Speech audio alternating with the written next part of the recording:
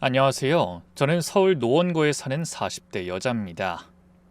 제가 오늘 이 사연을 쓰게 된 건 저와 비슷한 처지에서 고통받는 분들에게 작은 위로와 희망이 되고 싶어서예요. 지금 저는 서울에서 작은 북카페를 운영하며 초등학생 아들과 단둘이 살고 있어요. 비록 남편 없이 홀로 아이를 키우고 있지만 지금은 누구보다 행복하답니다. 하지만 이런 평온한 일상을 갖기까지 정말 험난한 시간들을 견뎌야 했어요. 제 인생의 첫 번째 상처는 초등학교 3학년 때 찾아왔습니다. 엄마, 오늘도 아파요? 학교에서 돌아온 저는 매일 같은 질문을 했어요. 침대에 누워 계신 엄마는 점점 야위어가고 있었죠. 엄마는 위암 말기였어요. 그때는 어려서 엄마가 왜 자꾸 마르는지, 왜 밥을 못 먹는지 이해할 수가 없었어요. 우리 사연인 학교는 재밌었어? 엄마 괜찮아. 곧 나을 거야. 엄마는 항상 창백한 얼굴로 억지 미소를 지으셨어요. 지금 생각해보면 엄마도 얼마나 무서우셨을까요? 35의 젊은 나이에 어린 딸을 두고 떠나야 한다는 게. 엄마가 돌아가신 건 제가 10살 되던 해 봄이었어요. 벚꽃이 한창 피던 4월이었는데 이상하게도 그날따라 비가 추적추적 내렸죠. 병원에서 엄마의 차가운 손을 잡고 한참을 울었던 기억이 아직도 생생해요. 서연아, 이제 아빠랑 둘이 잘 살아보자. 장례식장에서 아빠가 제 어깨를 감싸며 했던 말이에요. 그땐 정말 아빠와 둘이서라도 잘 살 수 있을 거라고 믿었어요. 그 믿음은 불과 6개월 만에 산산조각이 나고 말았죠. 서연아, 저분이 네 새엄마야. 인사드려야지. 엄마가 돌아가시기 채 1년도 지나기 전에 아빠는 새엄마를 데려왔어요. 새엄마는 이미 만삭이었고 곧 제 이복동생이 태어났어요. 알고 보니 아빠는 엄마가 투병하는 동안에도 바람을 피우고 있었던 거예요. 언니, 이거 내 거야. 만지지 마! 새엄마가 낳은 이복동생은 태어날 때부터 모든 걸 독차지했어요. 이복동생이 태어난 뒤로 저는 집에서 투명인간 취급을 받았죠. 야, 한서연. 야, 한서연. 또 방에만 틀어박혀 있어? 나와서 설거지나 해. 새엄마는 절 부를 때 항상 가시돋친 말투로 불렀어요. 한 번도 다정하게 서연아라고 불러준 적이 없었죠. 거기다 새엄마는 12살짜리 아이에 불과했던 저에게 온갖 집안일을 다 시켰어요. 설거지, 빨래, 청소, 학교 숙제할 시간도 없을 정도였죠. 심지어 밥을 먹을 때도 이복동생들은 반찬이 수북히 담긴 접시를 받았지만 전 항상 김치와 계란 프라이가 전부였죠. 그래도 저는 꿋꿋하게 참았습니다. 하지만 부모님은 끝끝내 저를 서럽게 하더군요. 고등학교 3학년이 되던 해 담임 선생님이 진학 상담을 하자고 부모님을 모셔오라고 하셨어요. 저는 아빠에게 조심스럽게 이야기를 꺼냈죠. 아빠, 저 대학교 진학 상담 때문에 선생님이 학교에 좀 오시래요. 선생님이 그러시는데 제 성적이면 서울에 있는 좋은 대학교에 충분히 합격할 수 있다고 하셨어요. 그때 새엄마가 끼어들었어요. 우리 형편의 대학은 무슨 대학? 예, 넌 장녀가 돼서 어쩜 그렇게 이기적이니? 넌 네 동생들 생각은 안 해? 너는 얼른 취직해서 네 동생들 학비 벌어와야지. 하여튼 애가 생각이 없어. 아빠 역시 새엄마 편을 들었죠. 서연아, 우리 집안 형편이 어려운 건 너도 알잖아. 대학은 나중에 네가 돈 벌어서 가든지 해라. 하지만 형편이 어렵다면서도 이복 동생들은 학원을 3개나 다녔고 비싼 옷도 사달라면 다 사줬어요. 오직 저만 그 집에서 필요 없는 존재였던 거죠. 졸업식 날 친구들은 모두 대학 합격증을 들고 기뻐했지만 전 조용히 집으로 돌아왔어요. 그리고 그날로 짐을 쌌습니다. 너 지금 어디 가는 거야? 새엄마가 비웃듯이 물었어요. 독립할 거예요. 그래, 나가서 고생 좀 해봐야 정신 차리지. 아빠는 끝까지 나오지도 않았어요. 전 그렇게 20살이 되자마자 그 지옥 같은 집을 나왔습니다. 고시원 하나 겨우 구해서 독립했죠. 낮에는 편의점, 밤에는 패스트푸드점에서 알바를 했어요. 하루에 4시간도 못 자면서 일했지만 새엄마 눈치를 보는 것보단 100배 나았어요. 그렇게 저는 10년을 혼자 살았죠.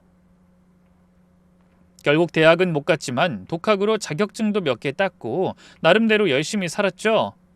그러던 어느 날 저는 제 인생을 바꿔놓을 한 사람을 만나게 됐는데 바로 제 남편이었습니다. 29이 되던 해 저는 노원역 근처의 한 프랜차이즈 카페에서 일하고 있었어요. 그러던 어느 날 정장을 말끔하게 차려입은 한 남자가 들어왔어요. 아이스 아메리카노 한 잔 주세요. 그 남자는 매일 같은 시간 같은 메뉴를 주문했어요. 처음엔 그저 많은 손님 중 한 명이었죠.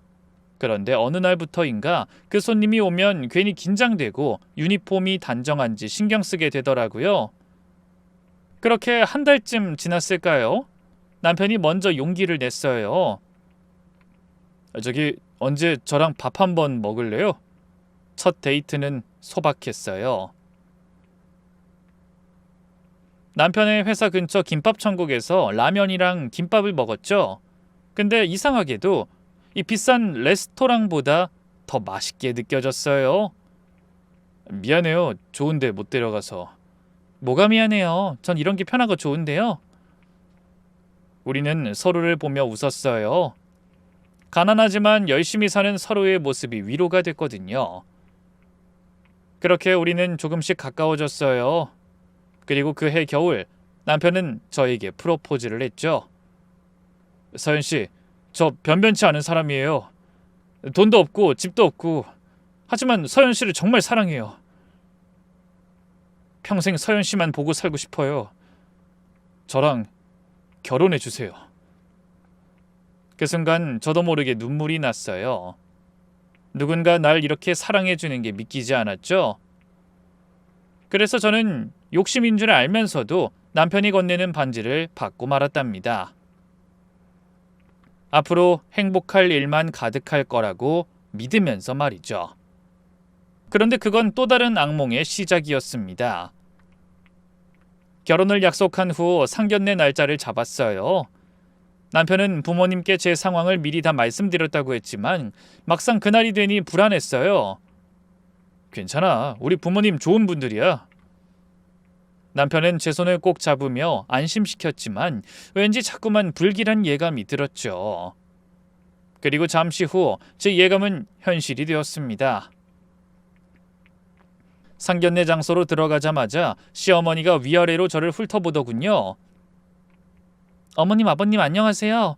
한서연이라고 합니다. 90도로 인사했지만 돌아오는 시어머니의 반응은 냉담하기 그지없었어요. 우리 아들이 무슨 부족함이 있어서 이런 집딸을 부모랑도 의절했다면서요? 어머니! 남편이 당황해서 말렸지만 시어머니는 계속했어요. 뭐가 사실이잖아. 상견례인데 부모도 없고 들어보니 집도 없고 대학도 안 나왔다면서요. 그런 애가 우리 집 며느리가 된다고? 이게 말이나 되는 소리야? 시어머니는 한숨을 푹 쉬더니 남편을 보며 말했어요. 민재야, 엄만 반대야. 이런 애랑 결혼하면 너 평생 고생이야. 그러지 말고 좀 더 나은 사람 만나. 엄마, 저 서연이 없으면 못 살아요. 서연이가 저한테 얼마나 소중한 사람인데요. 소중하긴 뭐가 소중해. 넌 아직 어려서 뭘 몰라. 결혼은 현실이라고. 대기업은 바라지도 않아. 중소기업이라도 좋으니까 제대로 된 회사는 다니는 여자를 데리고 와야지. 저는 뭐라고 대답해야 할지 몰라서 그냥 고개를 숙이고 있었고 상견례는 그렇게 엉망으로 끝나고 말았습니다. 집으로 돌아오는 길, 남편은 저에게 계속 사과했어요. 미안해, 서연아. 우리 엄마가 말이 너무 심했지? 그래도 아무 걱정하지 마. 내가 엄마 잘 설득할게. 남편은 그렇게 말했지만 바로 다음날 시어머니는 남편 모르게 저에게 전화를 걸었습니다. 나 민재 엄마예요. 우리 잠깐 따로 좀 보죠? 불안했지만 거절할 수 없었어요. 결국 저는 시어머니와 한 카페에서 만나기로 했죠. 시어머니는 저를 위아래로 훑어보더니 바로 본론을 꺼냈어요. 단도직입적으로 말할게요. 우리 민재랑 헤어져요. 난 아가씨가 마음에 안 들어. 집안도 그렇고 학벌도 그렇고 하는 일도 그렇고 하나도 마음에 드는 게 없어. 가슴이 철렁했어요. 예상은 했지만 이렇게 대놓고 말씀하실 줄은 몰랐거든요. 설상가상 시어머니는 제게 돈까지 주며 자기 아들에게서 떨어져 나가라고 했어요. 그런데 드라마에서 보듯 큰 돈을 주신 건 아니고 겨우 100만 원을 주셨죠. 여기 100만 원. 이 정도면 알바생한텐 큰 돈 아닌가? 모욕적인 건 둘째치고 이런 일로 남편과 헤어지고 싶지 않았던 저는 시어머니에게 간곡하게 빌었습니다. 어머님, 저 민재씨 진심으로 사랑해요. 제발 저희 허락해 주세요. 하지만 시어머니는 끝까지 제가 창피하다며 질색하셨죠. 사랑으로 밥 먹고 살아요? 친척들한테 우리 며느리 카페 알바한다고 어떻게 말하라고? 아가씨가 진짜 민재를 사랑한다면 놔줘. 민재는 더 좋은 여자 만나야 해. 그렇게 말하며 시어머니는 자리에서 일어났어요. 잘 생각해요. 민재한테는 아가씨 만났다고 말 안 할 거니까 현명한 선택하길 바래요. 그렇게 카페에 혼자 남겨진 저는 한참 울었어요. 테이블 위에 100만 원을 보며 생각했죠. 이런 사람이 시어머니가 된다면 내 인생이 얼마나 고달파질까. 하지만 남편에 대한 사랑이 더 컸어요. 결국 그날 밤 저는 남편한테 모든 걸 털어놓고 돈도 돌려주었습니다. 그러자 남편은 제게 진심으로 사과하며 저를 꼭 안아줬어요. 그 후로 남편은 거의 매일 시어머니와 싸웠대요. 시어머니는 한 달을 버텼지만 결국 남편의 고집을 꺾지 못했죠. 좋아, 하고 싶으면 해. 대신 조건이 있어. 결혼식에 우리 쪽 하객은 부르지 마. 창피해서 손님들 못 부르겠으니까. 엄마, 그게 무슨 말도 안 되는 억지예요. 싫으면 결혼하지 마. 그리고 너희 결혼에 한 푼도 보태주지 않을 거니까 다 너희가 알아서 해. 그렇게 저희는 시부모님의 축복을 받지 못한 채 결혼을 하게 되었어요. 그 때문에 결혼식은 정말 초라했죠. 노원구청 옆 작은 웨딩홀에서 하객이라곤 남편 친구 몇 명과 제 직장 동료 2~3명이 전부였습니다. 시부모님은 예식 시작 5분 전에야 겨우 나타나셨고 결혼식이 끝나자마자 바로 가버리셨어요. 심지어 축의금도 안 내셨죠. 그래도 그때까지만 해도 저는 저희가 잘 사는 모습을 보여드리면 언젠간 저희에게 마음을 열어주실 거라 그렇게 믿고 있었습니다. 그건 모두 저의 착각이었지만요. 시어머니는 결혼 후에도 결국 저를 무시했거든요. 특히 결혼하고 첫 명절에 있었던 일을 잊을 수가 없네요. 그날은 하필 남편이 당직이라 저 혼자 시댁에 가야 했어요. 여보, 미안해. 추석인데 당직이 걸려서.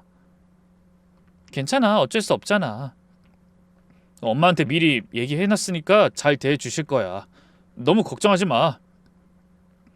하지만 남편의 말과 달리 시댁 문을 열고 들어가자마자 시어머니의 차가운 목소리가 들렸습니다.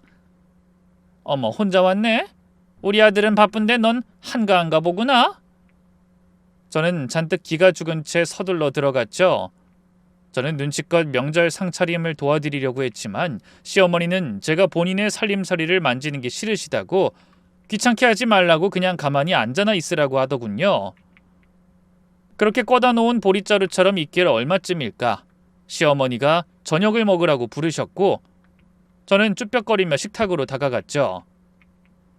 그런데 글쎄 제 앞에만 플라스틱 일회용 접시가 놓여져 있는 게 아니겠어요?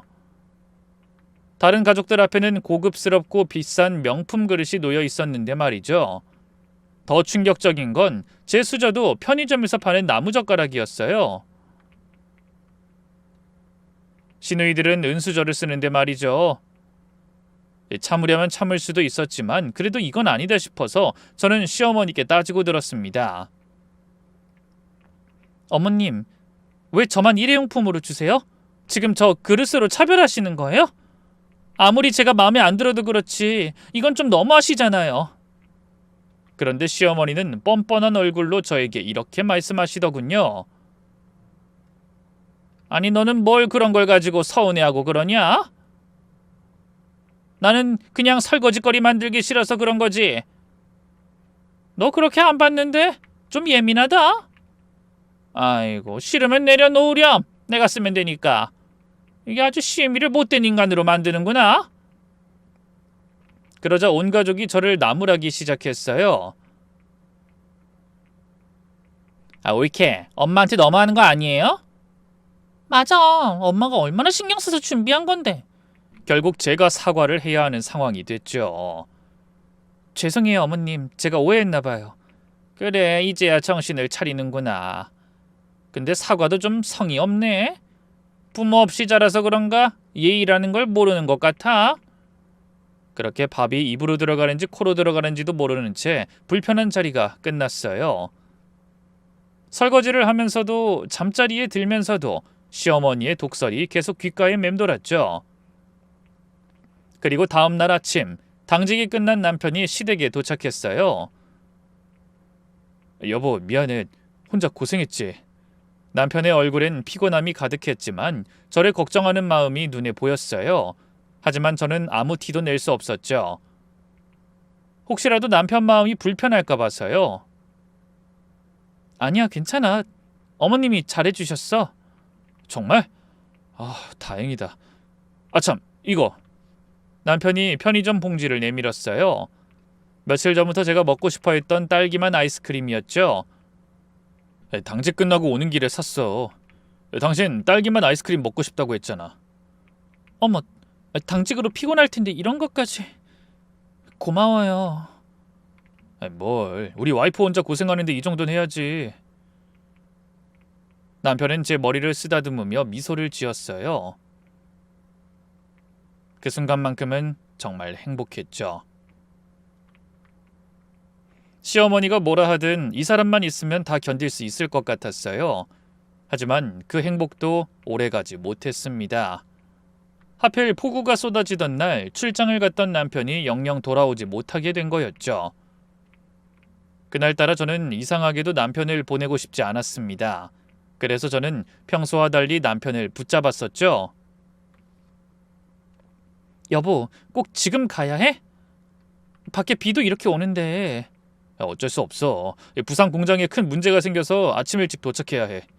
걱정하지 마. 조심해서 갈게. 남편은 새벽 4시에 집을 나섰어요. 저는 마지못해 현관까지 나가서 남편을 배웅했죠. 운전 조심해. 비 많이 오니까 천천히 가고. 알았어. 걱정하지 말고 한숨 더 자. 사랑해.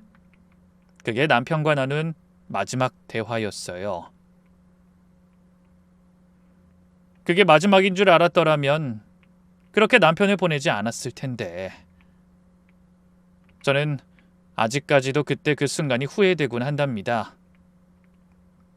하지만 당시 저는 아무것도 모른 채 바보처럼 잠이나 자고 있었죠. 저를 깨운 건 날카로운 전화벨 소리였어요. 아침 7시쯤 모르는 번호로 전화가 왔고 저는 비몽사몽한 상태로 전화를 받았죠. 정민지 씨 아내분 되십니까? 네, 누구시죠? 여기 경남병원 응급실입니다. 교통사고가 있었는데 빨리 오셔야 할 것 같습니다. 순간 저는 숨이 멈추는 기분이었습니다. 남편한테 무슨 일 생긴 건가요? 자세한 건 오시면 말씀드릴게요. 일단 빨리 오십시오. KTX를 타고 부산으로 내려가는 내내 계속 남편에게 전화를 걸었지만 받지 않았어요. 제가 할 수 있는 일이라고는 제발 큰일이 아니길 기도하는 것뿐이었죠. 잠시 후 병실에 도착했을 때 의사가 저를 조용한 방으로 데려갔어요. 그러더니 믿을 수 없는 소리라더군요. 그 폭우로 앞차가 급정거했고 연쇄 추돌이 일어났습니다. 정민재 씨 차량이 가운데 끼는 바람에 부상이 심했어요. 죄송합니다. 최선을 다했지만 운명하셨습니다. 거짓말이죠? 아침에 멀쩡히 나갔는데 어떻게 이런 일이... 무릎에 힘이 풀려 그 자리에 주저앉았어요. 더 이상 듣고 싶지 않았어요. 믿고 싶지 않았습니다. 하지만 남편이 죽었다는 것은 부정할 수 없는 현실이었죠. 영안실에서 남편을 봤을 때 정말 세상이 무너지는 것 같았어요. 저는 차가운 남편의 손을 잡고 울부짖었죠. 여보, 일어나. 나 혼자 두고 가면 어떡해. 일어나. 그 와중에 시부모님이 도착하셨는데 시어머니는 남편을 보자마자 기절하셨고 깨어나자마자 저를 향해 손가락질하시며 제게 저주에 가까운 말들을 쏟아내셨어요. 너 때문에 우리 아들이 죽었어! 어머님, 그게 무슨 말씀이세요? 재수 없는 년이 우리 집에 들어와서부터 우리 아들한테 안 좋은 일만 생겼어! 네가 우리 아들을 잡아먹은 거야! 장례식장 3일 내내 시어머니는 악을 쓰셨습니다. 저 여자가 우리 아들 죽였어. 부모도 없는 년이 우리 집에 들어와서 내 아들 잡아먹은 거라고! 어머님, 제발 이러지 마세요. 저도 힘들어요. 넌 힘들 자격도 없어! 우리 아들 돌려내. 내 아들 돌려내라고! 남편의 죽음만으로도 가슴이 찢어질 것 같은데 시어머니의 끊임없는 구박에 저는 정말이지 정신이 나갈 지경이었어요. 심지어 저는 3일장 내내 밥 한 숟갈도 제대로 못 넘겼어요. 시어머니는 제가 밥 먹는 것조차 못마땅해 하셨거든요. 우리 아들은 차가운데 누워있는데 넌 밥이 넘어가니? 그렇게 정신없이 장례식을 마치고 집에 돌아와서 며칠을 그냥 넋을 놓고 있었어요. 남편이 입던 옷, 쓰던 물건들을 보며 하루 종일 울기만 했죠. 그런데 장례식이 끝나고 일주일쯤 지났을 때 몸에 이상한 변화가 생기기 시작했어요.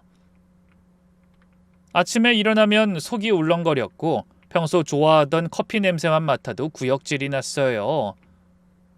처음엔 스트레스 때문이라고 생각했죠.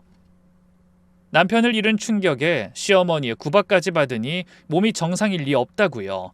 그런데 몸의 이상은 점점 심해졌어요. 하루는 침대에서 일어나다가 갑자기 어지러워서 쓰러질 뻔했죠. 결국 저는 병원을 찾았습니다. 그런데 의사 선생님의 입에서 뜻밖의 이야기가 나왔죠. 임신 6주입니다. 축하드려요. 순간 저는 제 귀를 의심했어요. 임신이요?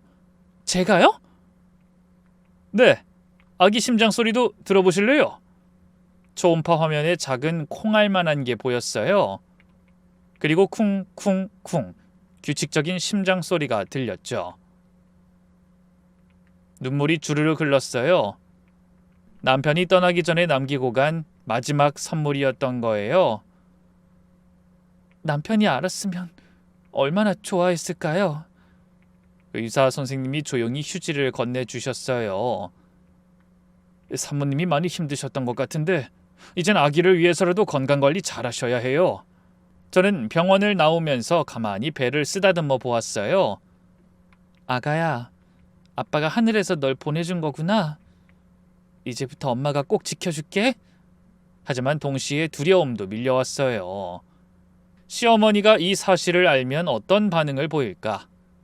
그래도 남편의 아이니까 시부모님도 알 권리가 있다고 생각했어요. 어쩌면 손주 소식에 마음을 여실지도 모른다는 희망을 품고 말이죠. 하지만 그건 제 착각이었습니다. 우선 시어머니는 제게 문조차 열어주지 않으셨거든요. 시어머니는 시큰둥한 목소리로 돈이라도 빌리러 왔냐? 라며 제 가슴에 또 대못을 박으셨죠. 저는 애써 마음을 가다듬고 이렇게 말했습니다. 그런 거 아니에요, 어머님. 저 임신했어요. 6주 됐대요. 그러자 시어머니는 현관문을 박살을 내버릴 기세로 열고 나오더니 고래고래 소리를 지르시더군요. 뭐? 임신? 우리 아들 죽고 나서 임신을 했다고? 네, 남편 아이예요. 병원에서 6주라고 했어요. 거짓말! 우리 아들 죽은 지 2주밖에 안 됐는데 6주라니! 다른 남자애를 우리 아들 애라고 속이려는 거지? 어머님, 어떻게 그런 말씀을 하세요? 그때 큰 시누이가 나왔어요. 엄마 말이 맞아요. 타이밍이 너무 이상해요. 오빠 죽자마자 임신이라니. 애를 빌미로 우리 집에 거머리처럼 붙어 있으려고 그러는 거죠? 아니에요. 이 아이는 정말 남편 아이예요. 그때 시어머니가 부엌으로 가서 뭘 들고 왔어요. 굵은 소금이었죠. 어머니 뭐 하시는 거예요? 재수 없는 년. 우리 아들 죽이고도 모자라서 뻔뻔하게 뻐꾸기 새끼까지 들이밀어? 시어머니는 끝내 제게 소금을 뿌리기 시작했어요. 나가! 당장 나가! 다시는 우리 집 근처에도 오지 마! 어머님, 이 아이 남편 아이예요. 어머님 손주예요. 닥쳐!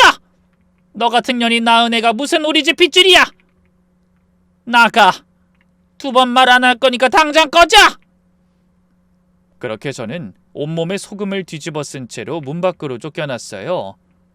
저는 뱃속의 아이에게 너무 미안하기도 하고 제 처지가 서럽기도 해서 복도에 주저앉은 채 엉엉 울었습니다.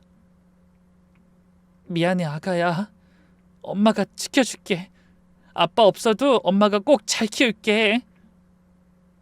그날 이후로 시댁과는 완전히 연을 끊었어요. 아기는 낳아서 잘 키우기로 결심했죠. 남편이 없어도 시댁의 도움이 없어도 이 아이만큼은 꼭 지켜내겠다고 다짐했어요. 그래도 혼자서 아이를 낳는다는 것은 쉬운 일이 아니었기에 저는 오랜만에 아버지께 전화를 걸었어요. 10년 만의 연락이었죠. 아빠, 저 좀 도와주세요.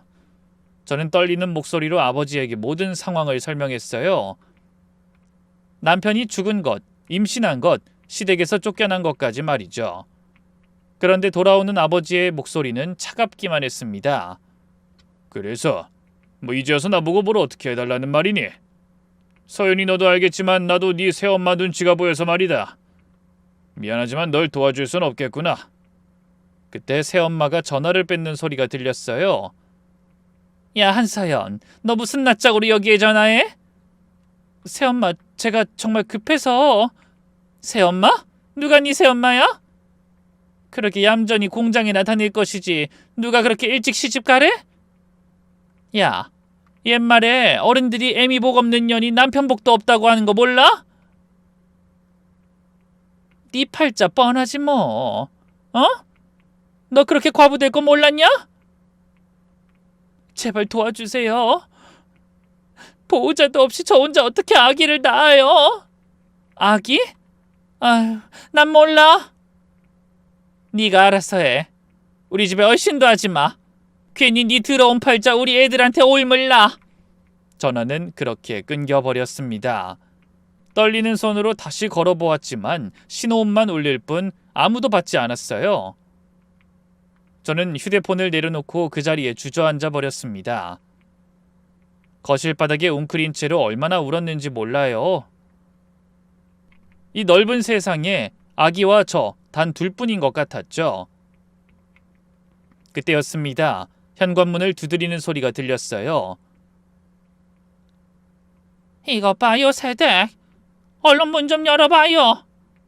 문을 열자 옆집에 사시는 할머니가 서 계셨습니다. 아이고 젊은 새댁이 왜 이렇게 우나? 무슨 일이야?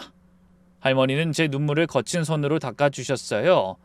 그리고 제 옆에 앉아 아무 말 없이 등을 토닥여 주셨죠.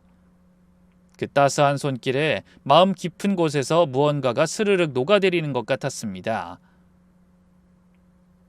이상하게도 그 순간 하늘에 계신 엄마가 이 할머니를 통해 저를 위로해 주시는 것 같았어요. 물론 말도 안 되는 일이겠지만 엄마의 손길이 느껴지는 것 같았습니다.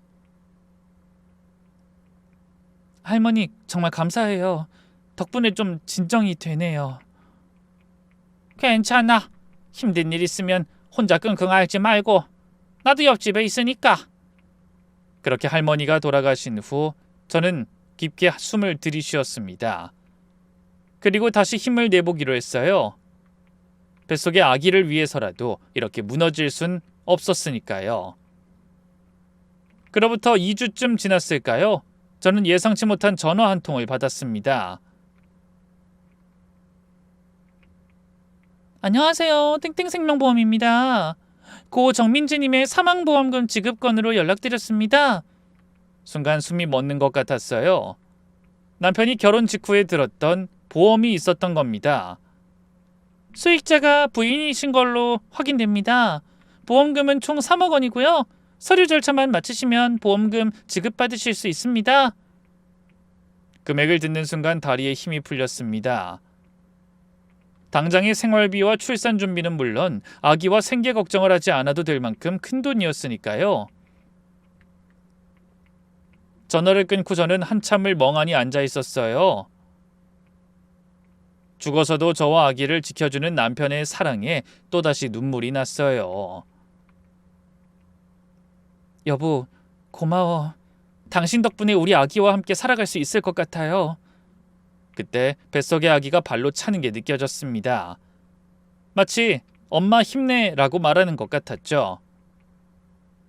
저는 배를 쓰다듬으며 다시 힘을 내보기로 했습니다.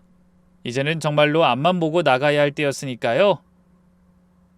그로부터 8개월 뒤에 저는 갑작스러운 진통에 잠에서 깨어났어요. 처음엔 단순한 배탈인 줄 알았는데 침대에서 일어나려는 순간 양수가 터지더군요. 예정일보다 2주나 빨랐지만 당황할 시간이 없었어요. 미리 준비해둔 출산 가방을 들고 현관문을 나섰죠. 새벽 4시 아파트 복도의 센서 등만이 저를 맞아줬습니다. 엘리베이터를 기다리는 동안 또 한 번의 진통이 밀려왔어요. 모든 것을 혼자서 해내야 했습니다. 10분, 7분, 5분. 진통 간격은 점점 짧아졌고 식은땀은 등을 타고 흘렀어요. 저는 배를 감싸 안고 중얼거렸죠. 조금만 참아, 아가야. 엄마랑 병원에 가자.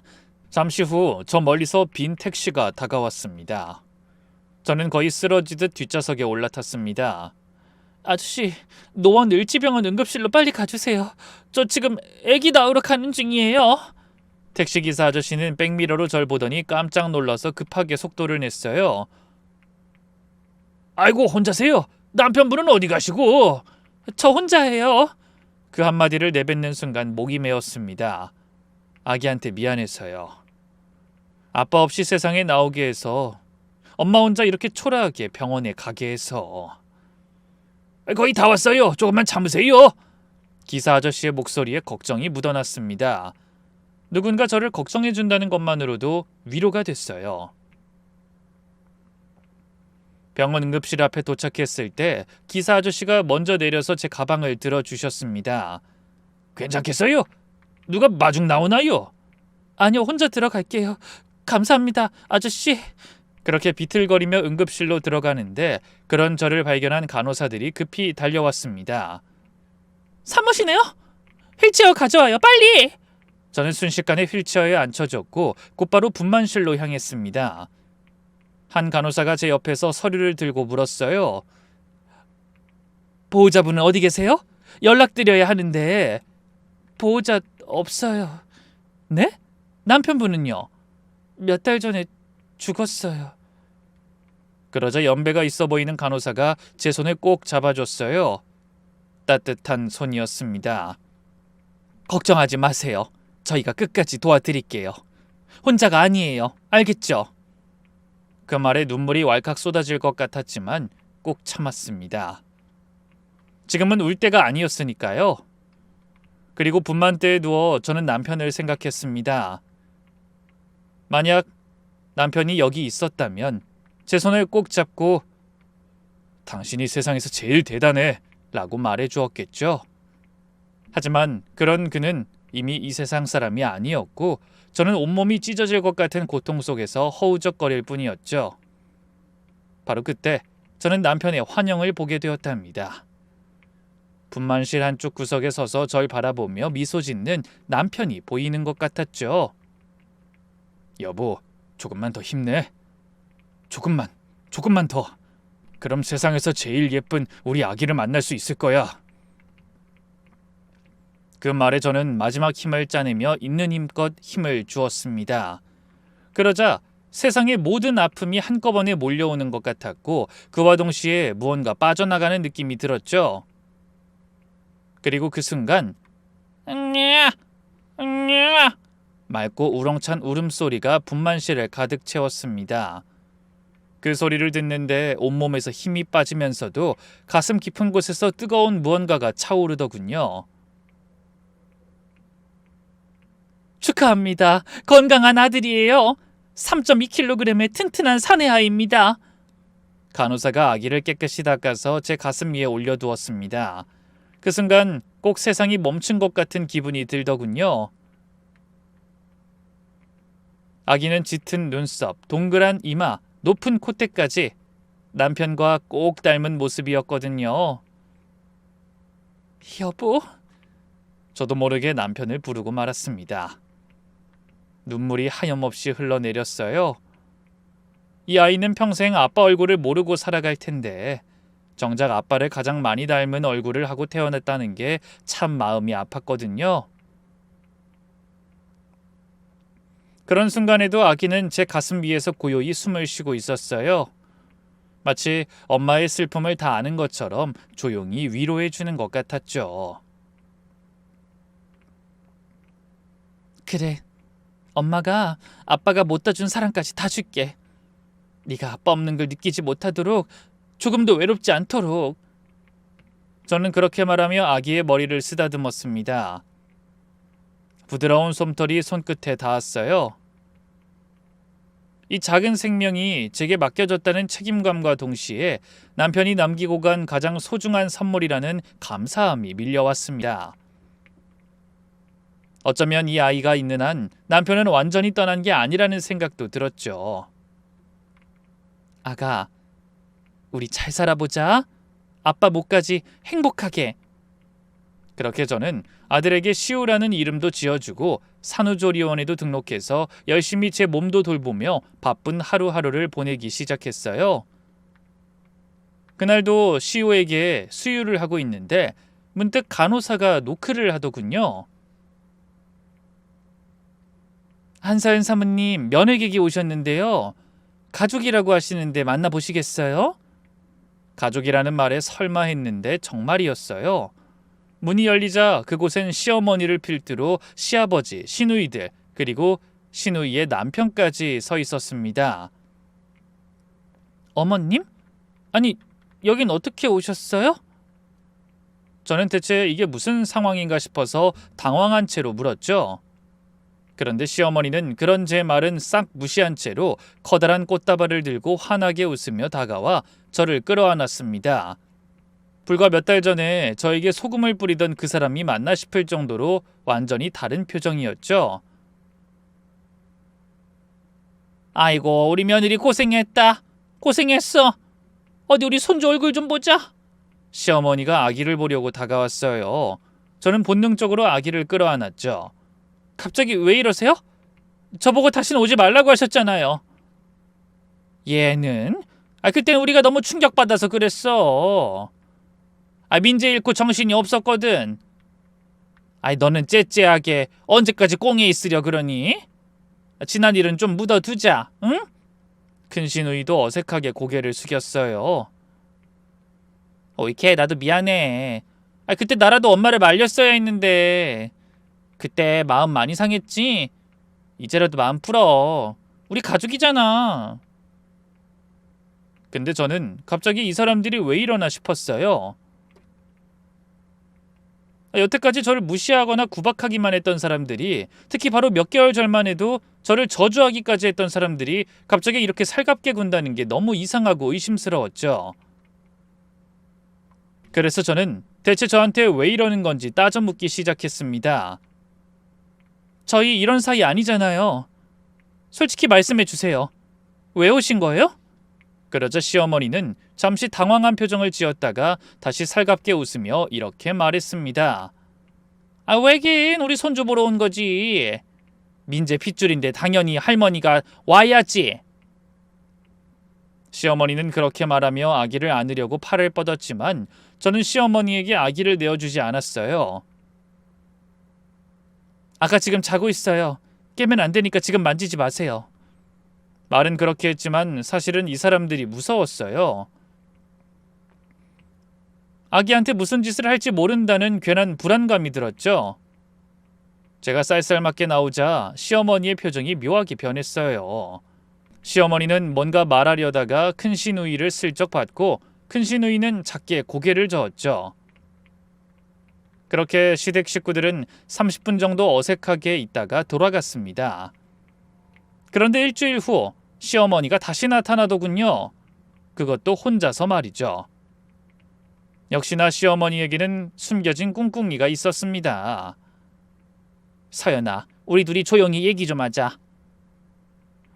아이, 그게 저기 그 민재 보험금 나왔지? 역시나 본색을 드러냈구나 싶었어요. 저는 당황한 티를 내지 않으려 애를 쓰며 대답했습니다. 어머니 그건 왜 물으시는데요? 아니 왜라니? 나도 알 권리가 있잖아. 내 아들 돈인데. 제가 대번에 대답하지 않자 시어머니의 눈빛이 날카로워졌어요. 저는 시어머니와 입씨름하고 싶지 않아서 한숨을 쉬며 대답했죠. 3억 나왔어요. 3억이라는 소리에 시어머니는 눈을 반짝이면서 꼬치꼬치 캐묻기 시작하더군요. 그 돈 다 어쨌니? 그거 다 네가 갖고 있어? 네, 시우 키우는데 써야 해서요. 그러자 시어머니는 갑자기 한숨을 푹 쉬더니 눈물을 글썽이기 시작했어요. 서연아, 사실 우리 집이 지금 너무 어려워. 네 시누이가 사기당해서 빚이 5억이 넘어. 집도 경매 넘어가고 아주 다 죽게 생겼다니까. 그러면서 시어머니는 흐느껴 울기 시작했어요. 하지만 저는 동정심도 들지 않았습니다. 저는 정색을 한 채로 물었죠. 그래서요? 아니 가족 좋다는 게 뭐니? 힘들 때 서로 돕는 거지. 안 그래? 아유 많이도 안 바래. 너 그거 보험금 나온 거 그거 좀 빌리자. 나중에 꼭 갚으마. 네, 시어머니가 갑자기 저에게 잘해줬던 이유는 전부 돈 때문이었어요. 이미 그럴 것이라 예상했었지만 막상 이렇게 확인을 하고 보니 정말 정이 확 떨어지더군요. 돈 없고 배운 것 없다고 그렇게 저를 무시하시던 분이 이렇게 안면물수하시고 저한테 돈을 빌리러 오시다니 참 세상 알다가도 모를 일이다 싶고 그깟 돈 때문에 이렇게 저한테 비굴해지실 거면서 그렇게 저를 못살게 구셨나 싶고 이래저래 짜증이 솟구쳤죠. 그래서 저는 정색을 하고 이렇게 말했습니다. 어머님, 그 돈은 시우 미래를 위한 돈이에요. 빌려드릴 수 없어요. 그러자 시어머니의 표정이 순식간에 변했어요. 너 지금 우리 아들 사망보험금 혼자서 독차지하려고 그러는 거야? 우리가 민재 부모인데. 산후조리원의 시어머니의 목소리가 날카롭게 울렸습니다. 법적으로 그 돈은 저와 아기의 것이에요. 최대한 차분하게 대답했지만 목소리가 떨렸습니다. 법이면 다야? 도의적으로 우리한테도 줘야 하는 거 아니야? 우리 아들이 죽었는데 너 혼자 그 돈으로 잘 먹고 잘 살겠다고? 시어머니의 목소리가 점점 커졌어요. 다른 산모들이 놀라서 쳐다보기 시작했습니다. 어떤 산모는 수근거리며 핸드폰을 꺼내들었죠.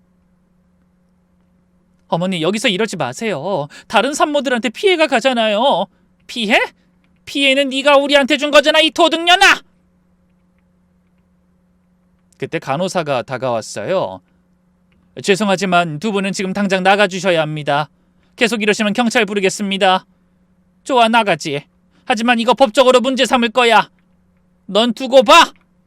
시어머니는 마지막까지 절 노려보며 나갔습니다. 동시에 주위가 조용해졌고 모든 시선이 제게 쏠렸어요. 예전에 저라면 수치심에 못 이겨 눈물을 흘렸겠죠. 하지만 이상하게도 눈물이 나지 않았습니다. 대신 가슴 깊은 곳에서 뜨거운 무언가가 올라왔어요. 분노? 아니, 그보다 더 단단한 결의 같은 것이었습니다. 그건 아마 앞으로 무슨 일이 생기더라도 반드시 나와 내 아들을 지켜내고 말겠다는 각오였겠죠. 그리고 바로 얼마 뒤에 그 각오를 써야 할 일이 벌어졌답니다. 산후조리원을 퇴소하고 아들과 함께 집으로 돌아오던 날이었어요. 오후 2시쯤 초인종이 울리더군요.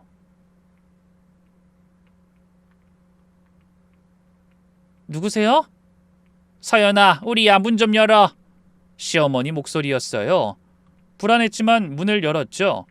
그런데 시어머니만 온 게 아니었어요. 시아버지, 큰 시누이, 작은 시누이, 그리고 큰 시누이 남편까지 다 왔더라고요. 큰 시누이가 먼저 울먹이기 시작했어요. 옳게. 사실 내가 친구 따라 강원랜드 갔다가 5천만 원 빚졌어요. 사채업자한테 당장 돈을 갚지 않으면 나 진짜 큰일 나요. 그놈들 진짜 무서운 놈들이에요. 나한테 무슨 짓을 할지 모른다고요. 제발 나 좀 도와줘요, 옳게. 이어서 시어머니도 제 앞에 무릎을 꿇었어요. 서연아, 제발 부탁이야. 우리 좀 도와줘.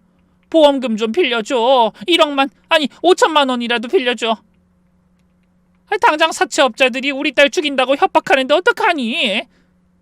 너희들 우리 딸 죽는 꼴 볼 거야? 저는 깊은 한숨을 쉬었어요. 저한테 하실 말씀이 그것밖에 없으세요? 그동안 저 어떻게 대하셨는지 다 잊으셨어요? 사과부터 제대로 하셔야 하는 거 아닌가요? 제가 이렇게 나오자 큰 시누이가 갑자기 화를 냈어요. 그래, 우리 돈 때문에 왔어요. 근데 뭐 어떡하라고? 우리도 살아야 하잖아요. 그리고 막말로 우리 오빠들인데 우리도 받을 권리 있잖아요. 권리? 무슨 권리요? 법적으로 그 돈은 제 거예요. 이 버르장머리 없는 게 어디서 지금 법 타령이야. 우리가 지금 죽게 생겼다는데. 시어머니가 소리를 질렀어요. 그러거나 말거나 저도 버럭 소리를 질러줬죠. 그럼 죽던지 말던지 제가 알 바 아니에요. 나가세요. 그러면서 저는 현관문을 열었습니다. 그러자 시어머니는 이년이 감히 라더니 제 머리채를 잡았어요. 내 아들 돈이야. 네가 뭔데 독차지해? 아! 이거 놓으세요. 그 사이 큰 시누이 남편이 제 가방을 뒤지기 시작했어요. 그 모습을 본 저는 도둑이야! 하고 있는 힘을 다해 소리를 질렀죠. 그러자 다행히 옆집 할머니께서 나와주셨습니다. 무슨 일이야, 새댁? 경찰 부를까? 네, 부탁드려요. 강도들이에요. 그러자 시어머니는 당황해서 손사래를 치며 펄쩍 뛰더군요. 강도라니, 우리 얘 가족이에요. 하지만 이웃 아주머니는 이미 핸드폰을 꺼내 신고를 하고 있었습니다. 여보세요. 네, 신고합니다. 그 주소는? 시어머니와 시아버지는 그제야 상황이 심각하다는 걸 깨달은 듯 황급히 집을 나갔습니다. 하지만 이미 늦었죠. 10분 후 경찰이 도착했습니다. 신고하신 분이세요? 네, 제가 신고했습니다. 떨리는 목소리로 상황을 설명했어요. 그러자 경찰관이 심각한 표정을 지었습니다. 혹시 이전에도 이런 일 있으셨나요? 산후조리원에서도 소란을 피운 적이 있어요. CCTV에 다 찍혀 있을 거예요. 옆집 할머니도 거들어 주었습니다. 제가 다 봤어요.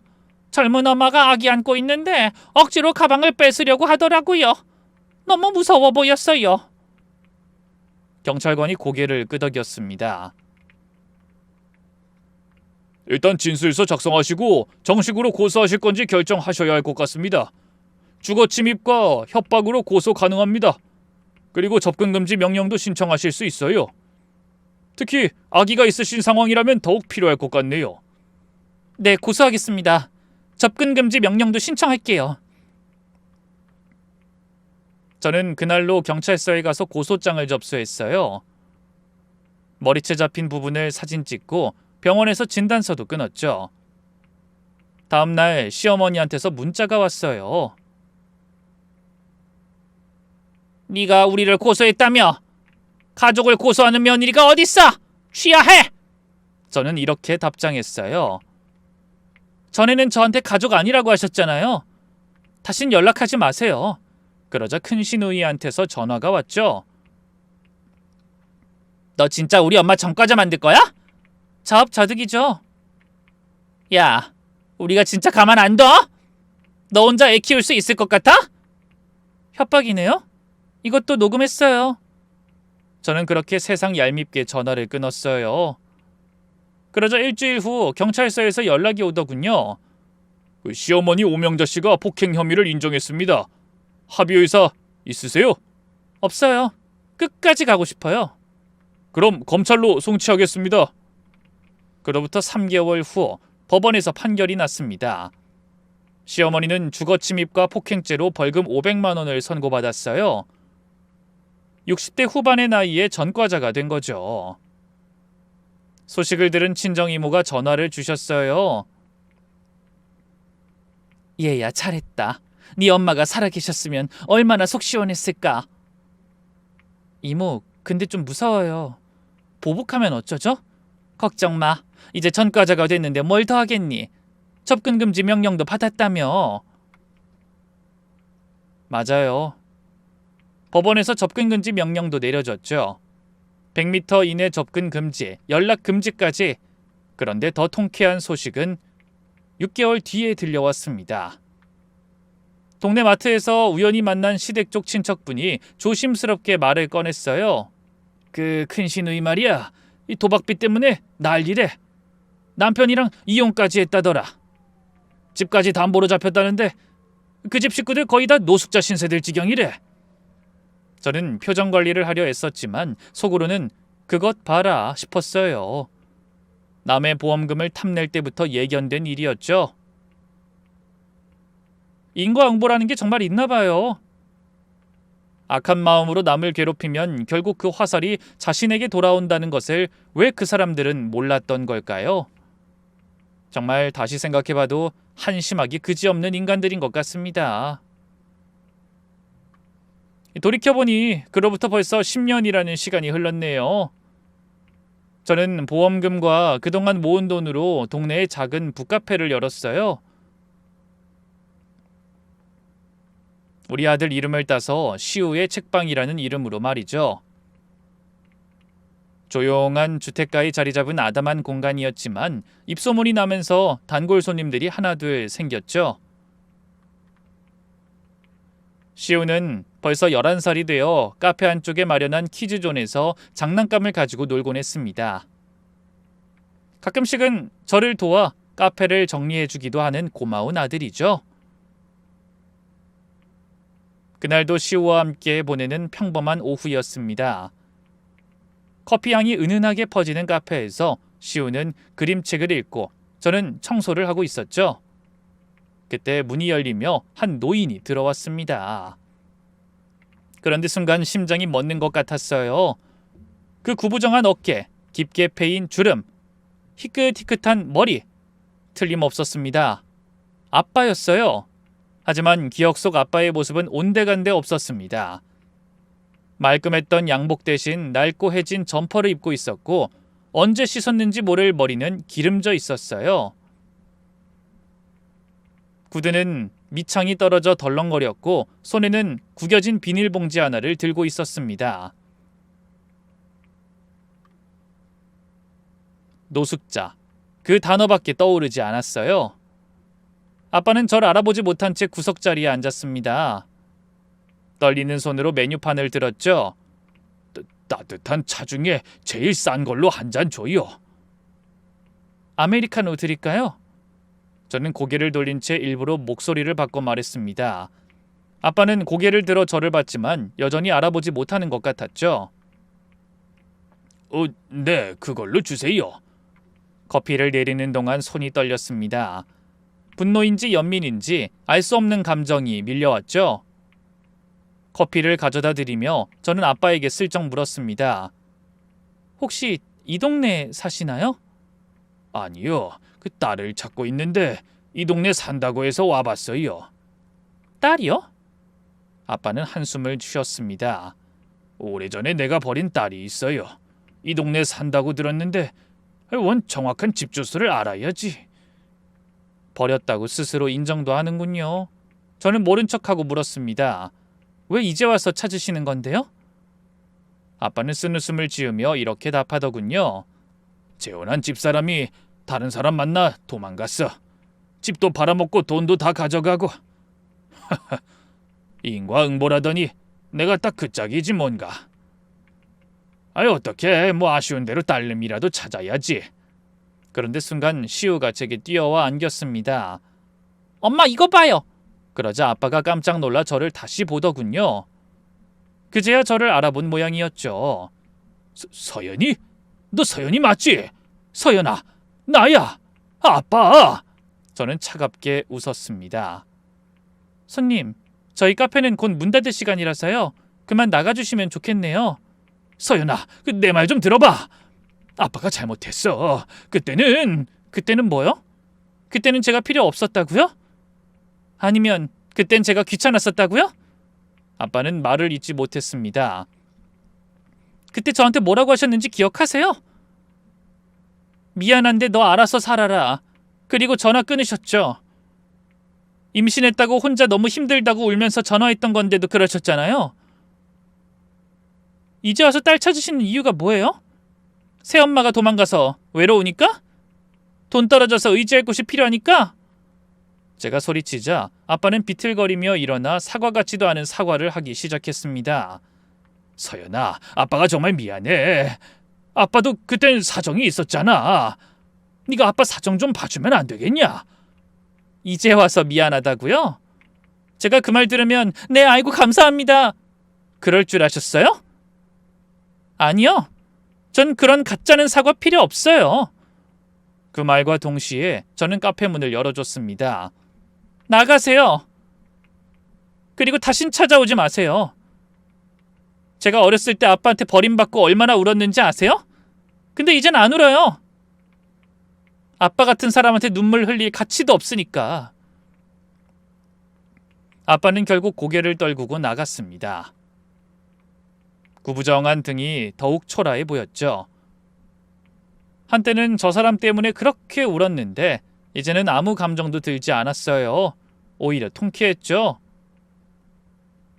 제가 그렇게 매달렸을 때는 차갑게 외면하더니 이제 와서 혼자 남겨진 꼴이라니. 그런데 다음 날 아빠가 또 왔습니다. 하지만 전 단호했어요. 출입 거부 손님이세요. 나가지 않으시면 경찰 부르겠습니다.